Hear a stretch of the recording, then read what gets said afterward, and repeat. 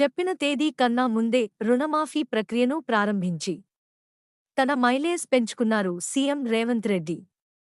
August 15 కల్లా రైతు రుణమాఫీ చేస్తామని గతంలో హామీ ఇచ్చిన సీఎం దాదాపు నెల రోజుల ముందుగా లక్షల రూపాయల లోపు రుణాలు ఉన్న రైతులకు విముక్తి కల్పించారు. ఇక గడువులోగా మిగిలిన రైతులకు రుణమాఫీ చేసేందుకు చకచక ఏర్పాట్లు చేస్తున్నారు. అయితే ఇక్కడే ప్రభుత్వం మరో సవాల్ను ఎదుర్కొంటోంది. ఎన్నికల హామీని నిలబెట్టుకునే ప్రయత్నంలో కొన్ని పథకాలను వాయిదా వేసిన ప్రభుత్వం ఆగస్టు 15 తర్వాత ఆ పథకాలను ఎలా ముందుకు తీసుకువెళ్తుందన్నదే మిలియన్ డాలర్ల ప్రశ్నగా మారింది. రైతు రుణమాఫీతో పాటు 6 గ్యారంటీ పథకాలకు నిధుల సమీకరణే రేవంత్ సర్కార్కు కత్తిమీద సాములా తయారైందా? ఆగస్టు 15 తర్వాత ఏం చేస్తుంది? ఇంకా 25,000 కోట్లు కావాలి, రుణమాఫీ చేసి తీరతా అంటూ ఎన్నికల్లో హామీ ఇచ్చిన సీఎం రేవంత్ రెడ్డి తన మాట నిలబెట్టుకుంటున్నారు. తొలి దశలో ₹1,00,000 లోపు రుణాలు ఉన్న దాదాపు 11 లక్షల మంది రైతులకు రుణ విముక్తి చేశారు.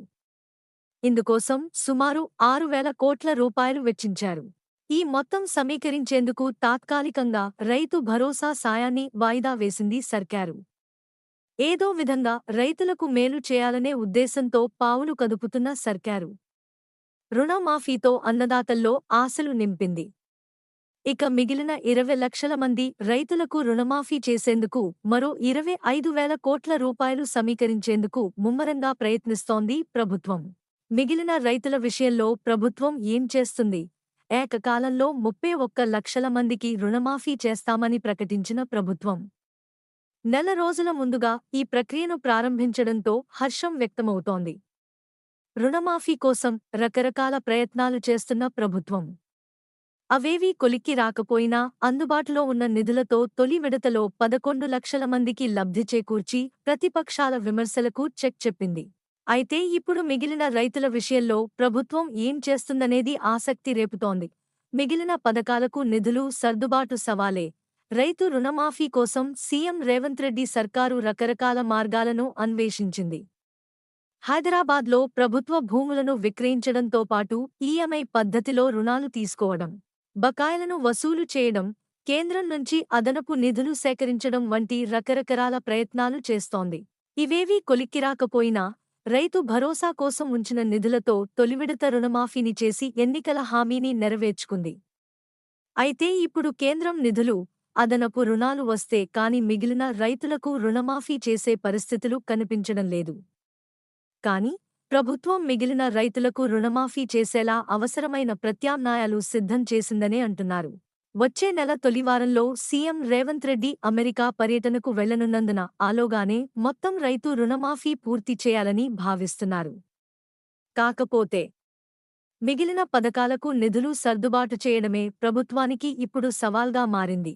ప్రభుత్వంపై ఒత్తిడి పెంచిన విపక్షాలు 7 నెలల క్రితం అధికారంలోకి వచ్చిన కాంగ్రెస్ పార్టీ ఎన్నికల ప్రచారంలో 6 గ్యారంటీలపై హామీలిచ్చింది. ఇందులో 2 పథకాలు ఇప్పటికే అమలు అవుతున్నాయి.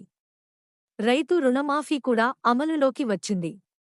ఇక మిగిలిన గ్యారంటీలతో పాటు ఇతర ఎన్నికల హామీలు, ఇప్పటికే అమలు అవుతున్న పథకాలకు నిధులు ఎలా సమీకరిస్తారనేదే ఎవరికీ అంతు చిక్కడం లేదు.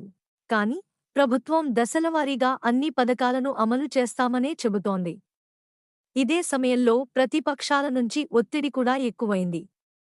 తొలి 6 నెలలు కొత్త ప్రభుత్వానికి అవకాశమివ్వాలని ప్రతిపక్షాలు వేచిచూశాయి. ఇప్పుడు ఆ హనీమూన్ పీరియడ్ ముగిసినందున ప్రభుత్వంపై పోరాటాలు ప్రారంభించాయి.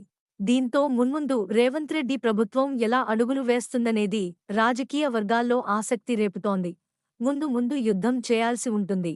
రుణమాఫీ చేయడం ద్వారా మాట నిలబెట్టుకున్నట్లు చెబుతున్న ప్రభుత్వం మున్ముందు రాష్ట్ర ఆర్థిక పరిస్థితులతో పాటు ప్రతిపక్షాలతోనూ యుద్ధం చేయాల్సి ఉంటుంది. ఈ పరిస్థితులను ఎలా అధిగమిస్తుంది? ఆదాయ వనరులను పెంచుకోవడానికి ఎలా అడుగులు వేస్తుంది? ప్రతికూలతను అనుకూలంగా మార్చుకోవడానికి ఎలాంటి ఎత్తుగడలను అమలు చేయనుందనేదే ప్రధాన చర్చనీయాంశంగా మారింది.